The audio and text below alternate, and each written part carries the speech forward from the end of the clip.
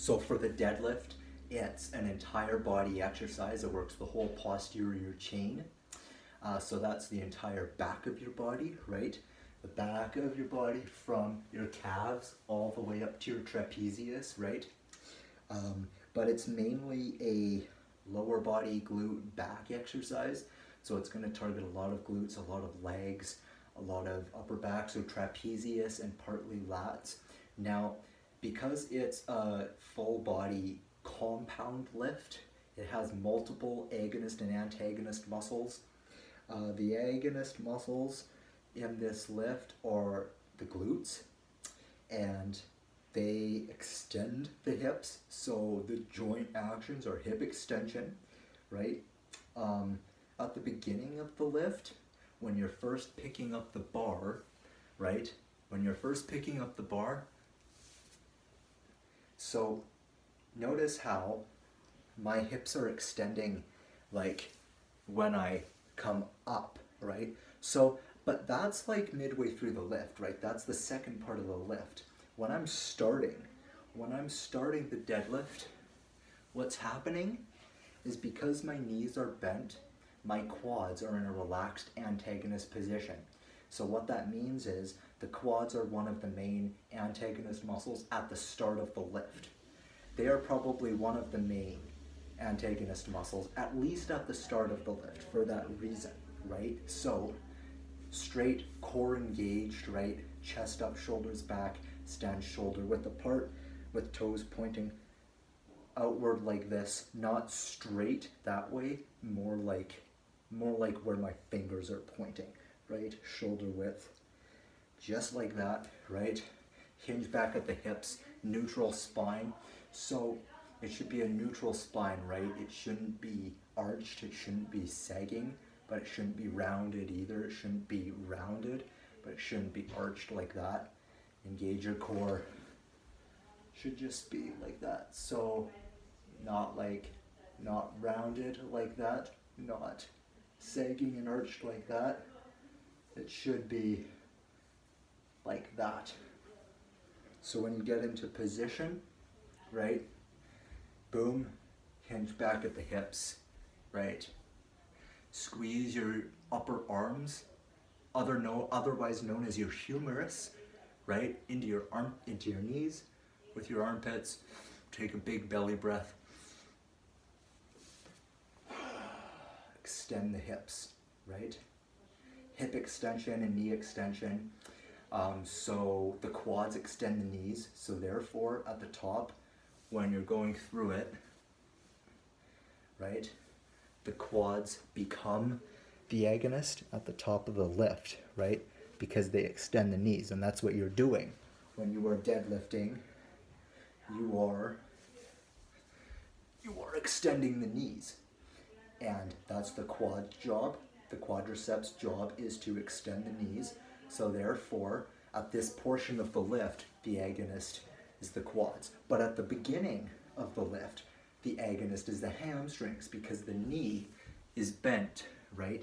Putting it into flexion, right? So, starting off like this, pick the bar up, the hamstrings get a contraction at the beginning, while the quads relax, and then when you get to knee extension, the opposite happens. The hamstrings relax, and the quads get their contraction.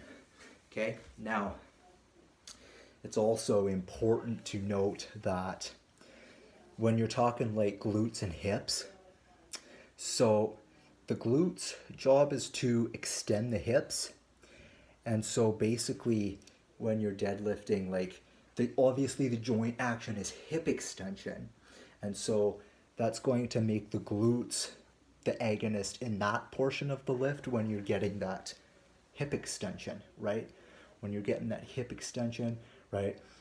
The hips are relaxing and the glutes are contracting, right?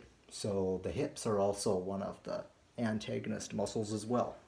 So you've got the glutes for one of the prime movers.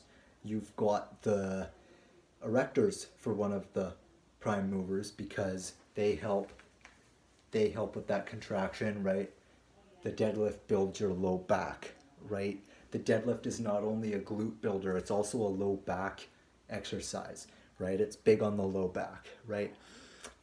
So the erectors are more like a stabilizer synergist. I actually take that back. I actually wouldn't call the low back. I wouldn't call that really an agonist, even though it contributes to a lot of your low back growth.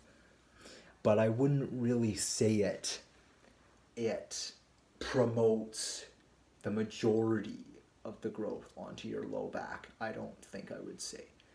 More glutes, more, I don't know.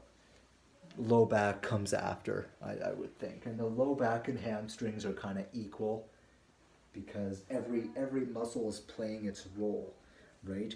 Every muscle that I just listed is going to be an agonist, but it's also going to be an antagonist because that's how it works. It's a compound lift, and those different muscles are just relaxing and working at different times. And the deadlift is just one of those weird exercises where it has like multiple agonist and antagonist muscles because of what I just explained, right? So, but in terms of contraindications though, again, like basic joint issues, so it involves your ankles, knee, and hips, right? Your ankles, knee, and hips. So if you have, like any joint condition, or if you have any recent surgery or anything like that, you have to be extra careful. Probably modify it by have them do some other variation, like a dumbbell deadlift instead of a barbell deadlift, where they lower halfway, hinge at the hips. You'll feel it in your hamstrings, right? Boom, right? If you just practice the hip hinge, that's really good for someone with arthritis because you're not putting as much pressure on the joints. You're not picking up that big heavy barbell and then slamming it back down, right? Like in a traditional deadlift. You could also do that variation with a kettlebell or even with the standard barbell too. I'll show you what that looks like. So if you do like a stiff-legged deadlift, right? Or a Romanian deadlift, right? It's the same thing, except you're not going all the way to the ground. You're decreasing the range of motion. Like I said, with the push-up, right? It's all about limiting that range of motion.